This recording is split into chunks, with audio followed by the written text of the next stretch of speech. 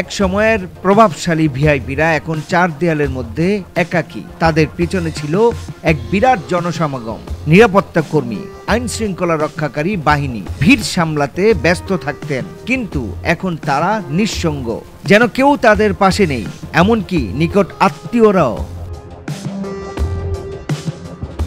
ঢাকা কেন্দ্রীয় কারাগারে ৬৬ জন বিশেষ বন্দী ছিল।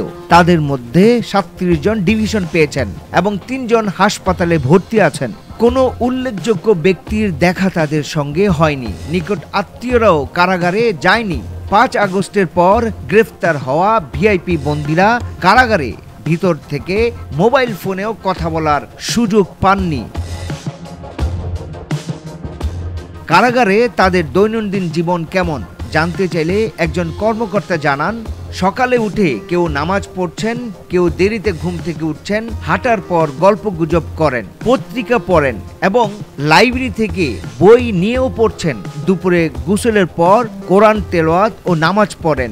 ডিভিশন প্রাপ্ত বন্দীরা খাট, চেয়ার, টেবিল এবং টেলিভিশন দেখার সুযোগ পান। তবে সাধারণ বন্দীরা মাত্র একবেলা মাছ মাংস পায়, কিন্তু ডিভিশন প্রাপ্তরা দুবেলা পান।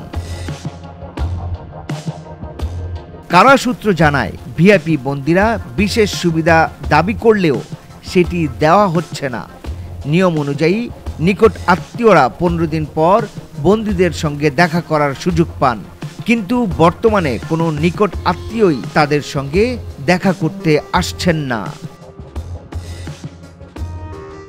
এই মুহূর্তে ঢাকা কেন্দ্রীয় কারাগারে যেসব ডিভিশন প্রাপ্ত বিশেষ বন্দী আছেন, তাদের মধ্যে দুর্যোগ ও ত্রাণ মন্ত্রণালয়ের সাবেক সিনিয়র সচিব শাহ কামাল, সাবেক মন্ত্রী রাশেদ খান মেনন, সাবেক প্রধানমন্ত্রীর উপদেষ্টা ও সাবেক সংসদ সদস্য সালমান এফ রহমান, সাবেক সংসদ সদস্য সাদেক খান, এনটিএমসির সাবেক মহাপরিচালক মেজর জেনারেল অবসরপ্রাপ্ত জিয়াউল আহসান, সাবেক আইনমন্ত্রী আনিসুল হক, সাবেক হুইপ আসম ফিরোজ, সাবেক প্রতিমন্ত্রী জোনায়েদ আহমেদ পলক,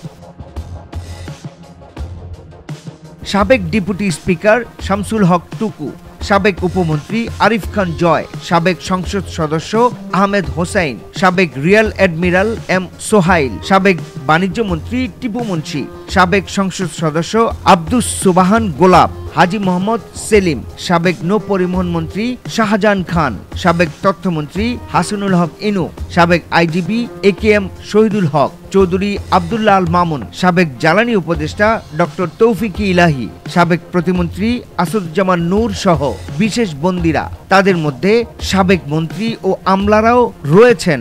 কারা অধিদপ্তরের এআইজি জান্নাতুল ফরহাদ জানান, বন্দীরা কারাবিধি অনুযায়ী সুযোগ সুবিধা পাচ্ছেন, তবে কিছু বিধি বহির্ভূত সুবিধা দাবি করলেও তাদের দেওয়া হচ্ছে না।